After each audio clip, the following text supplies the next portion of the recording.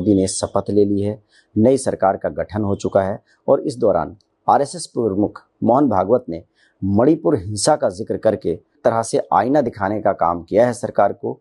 आखिर क्या वजह है जो आरएसएस प्रमुख को ये बयान जो है देना पड़ा और इस पर समाजवादी पार्टी के नेता क्या मानते हैं? हमारे साथ समाजवादी पार्टी के पूर्व सांसद डॉक्टर स्टेशन साहब हैं। डॉक्टर स्टेशन साहब, ये बताइए कि आरएसएस प्रमुख का सरकार के गठन होने के बाद जो ये बयान आया है मणिपुर हिंसा को लेकर के, आपको क्या लगता है? देखिए, इन लोगों का एक मिजाज है, इस्तेमाल करो और फेंक दो। आपने पिछली बार ये बयान सुना होगा जेपी नड्डा जी का कि अब हमें आरएसएस की ज़रूरत नहीं, हम अपने दम पे ही सरकार बना सकते हैं।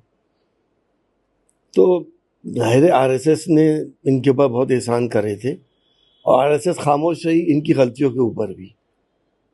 अब आरएसएस खुल के बोलेगी और जो ये गलतियाँ कर रहे हैं, आपको ध्यान होगा कि जिस वक्त मणिपुर के अंदर हिंसा हो रही थी, जिस वक्त इंसानियत तार तार हो रही थी, हमारी बहनें नग्न इस अवस्था में घुमाई जा रही थी, उस वक्त बयान क्यों नहीं आया था?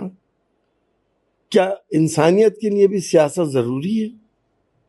जहाँ इंसानियत पे वार होते हैं वहाँ तो सब इंसानों को खड़ा होना चाहिए, लेकिन क्योंकि सरकार का क्रिटिसाइज नहीं करते थे, अब क्रिटिसाइज करना शुरू कर दिया, क्योंकि अब बीजेपी को आरएसएस की कोई ज़रूरत है नहीं। क्या लगता है आपको? संघ प्रमुख ने ये भी कहा है कि देश जो है विविधताओं वाला है और इस्लाम और ईसाई धर्म की जो अच्छी बातें हैं वो लेनी चाहिए और सबको एक दूसरे के धर्म का और उनकी पूजा पद्धति का सम्मान करना चाहिए और एक दूसरे को भाई बहन की तरह सम्मान देना चाहिए। तो आपको क्या लगता है? देखिए, हम तो शुरू से ये बात कहते हैं कि अनेकताओं में एकता हमारी विशेषता है। कोई धर्म गैर इंसानी कामों को करने की इजाज़त नहीं देता। इस्लाम हो, क्रिश्चियनिटी हो, हिंदुइज्म हो, सिखिज्म हो, लेकिन एक इंसान की फितरत है कि अपने की सुप्रीमेसी दिखाने की कोशिश करता है। अल्लाह, ईश्वर, गॉड, वाहेगुरु तो एक ही है, पैदा करने वाला एक है। मेरा रास्ता दूसरा है, किसी का रास्ता दूसरा है।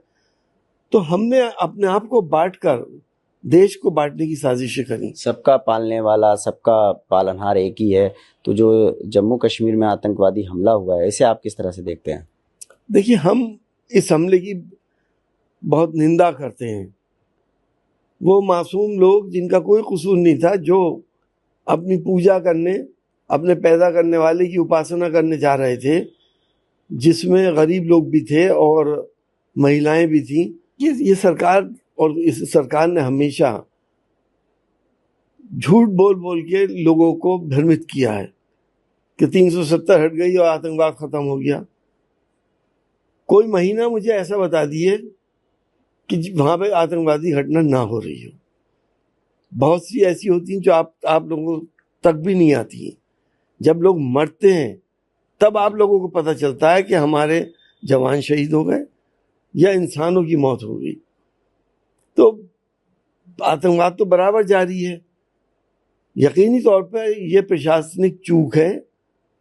श्रद्धालुओं की बस की पूरी सुरक्षा होनी चाहिए थी, वो नहीं हो सकी। नई सरकार का गठन हो गया है, मंत्रिमंडल में मंत्रियों को पोर्टफोलियो भी हो गए हैं आवंटित, शपथ ले ली है। क्या उम्मीद है कि नई सरकार बदला लेगी आतंकवादियों से? देखिए, अभी तक तो कोई बदला ले नहीं पाए और मंत्रिमंडल जिस तरह का है, आप देख रहे हैं कि शायद हिंदुस्तान की तारीख में पहली बार ऐसा हुआ है कि एक भी मंत्री मुस्लिम कम्युनिटी से नहीं आया है।